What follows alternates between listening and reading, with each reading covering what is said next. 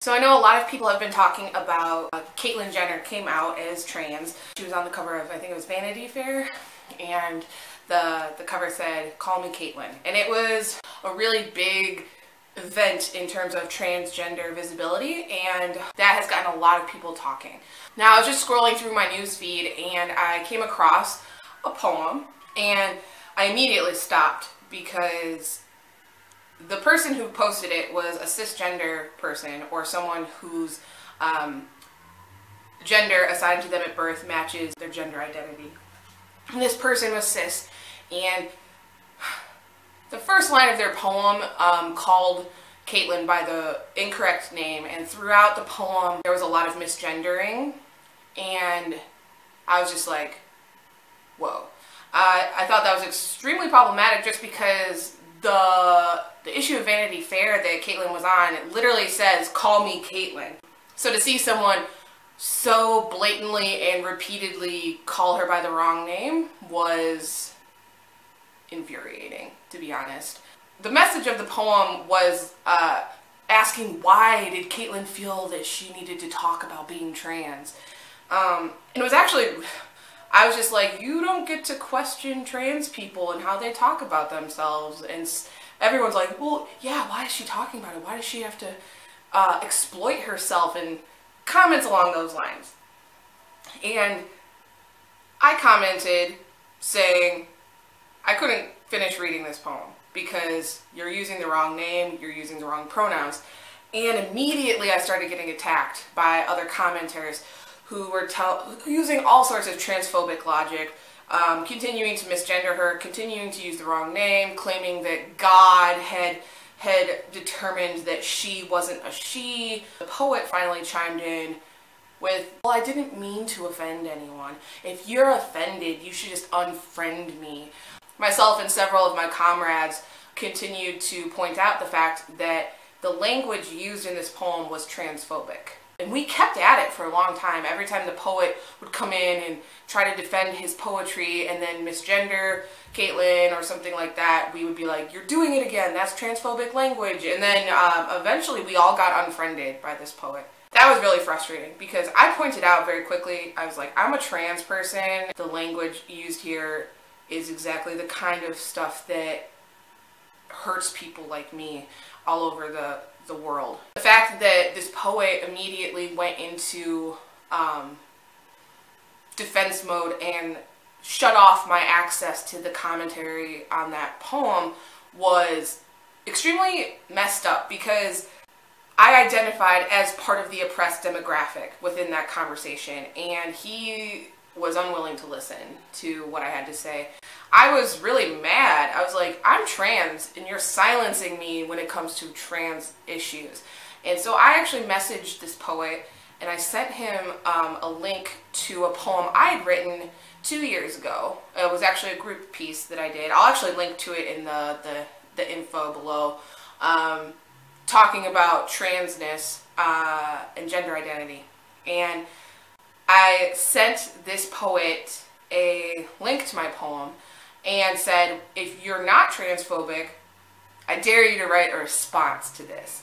And basically he got mad at me. I didn't do anything wrong, I didn't mean any disrespect. I tried to explain to him that you say you didn't mean disrespect, but you still did things that were hurtful, and he just was not listening at all.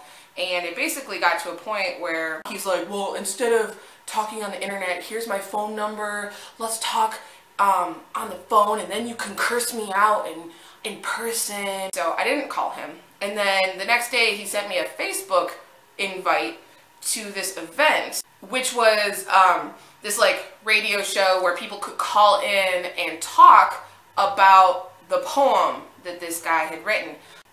The show had been set up because this radio show had previously talked about Caitlyn, and now they were opening it up because they had seen the controversy that this poet had caused. And this guy was like, well, okay, come on the show and we can talk about it. And I straight up told him, I feel like you're trying to get me to make an ass of myself in front of people who don't know better so that you can then go, see, he's a jerk, so therefore any critique he has ever offered me is invalid. And that's what I felt like he was trying to do.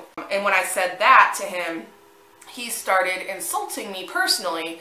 He started saying that I was just a miserable person who was looking for attention, and then he was like, that's why you have all those scars on your arms. He's like, I'm sorry your parents didn't love you when you were a kid.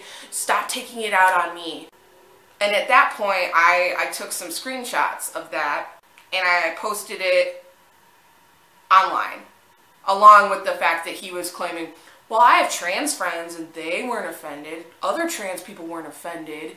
And I told him that I had done that. And then I didn't say anything else, and then he came back and was like, I'm sorry I was rude.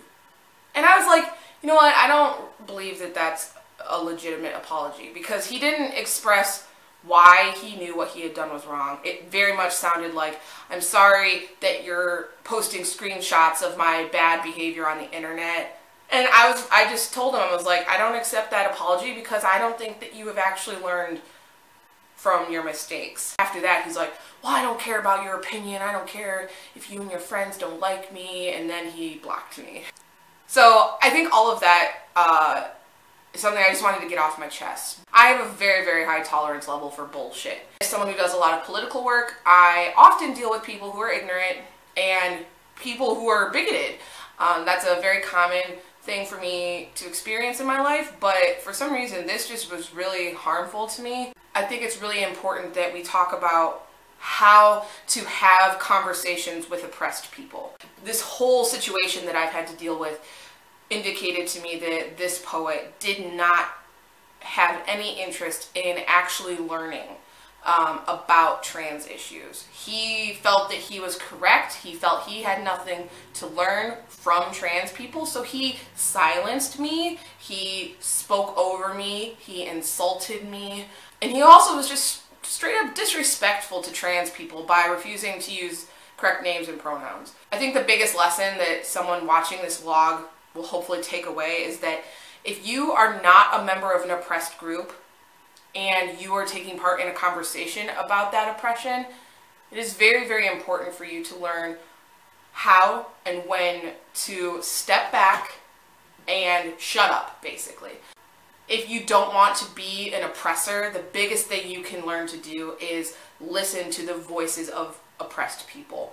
If you're not being oppressed by racism, sexism, homophobia, transphobia, etc., you need to listen to the people who are, because their lived experiences are going to be able to teach you so much, but only if you're willing to listen.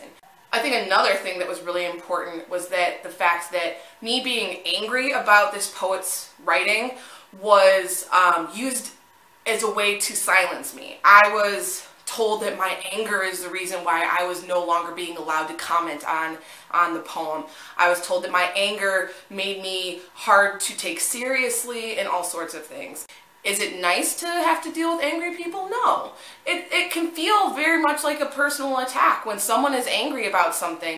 But the thing is that if you are not a bad person, you should be able to look at that anger and understand that it is legitimate and that it's coming from a real lived place, and that anger is a symptom of oppression. If you're talking to a trans person about trans issues and they are mad because you did something wrong, like misgender a trans person, you have to understand that that anger is coming from the fact that trans people are murdered every day strictly for being trans. So anger within oppressed communities is very valid and natural. And if you're not part of that oppressed community and you try to be the tone police and tell people that they should not experience anger because of their oppression, you're actually part of the problem. And I think that that's really important to learn when we are talking to oppressed people. And these were two of the biggest things that I felt that this poet did wrong. If you see someone talking about Caitlyn Jenner and they're not using the correct name, they're using the wrong pronouns, maybe they're not listening to trans people, I think that it's all of our responsibility to try to speak up in defense of the trans community. it can be difficult sometimes. But honestly, if we remain silent, we are going to just continue this atmosphere where people who are oppressed are also silenced. And that's not fair, and that's something that we should strive to make better. So I didn't use the poet's name in this video. I did that because there are a lot of people I know who are talking to him and trying to educate him about what he did wrong. So hopefully he comes around and can offer an honest apology and just be a better person. So I will, though, on my blog, which I will link to in the info down there, I will post a link to a blog post where I'll post some screenshots and stuff so you can see what I'm talking about. If he comes around, I'll totally delete that too. So check that out. Let me know if you have any comments. I will be monitoring things though, so if you say anything transphobic, I will delete you. Because I don't believe in freedom of speech for people who say hateful things. So thank you very much, and have a great rest of your day.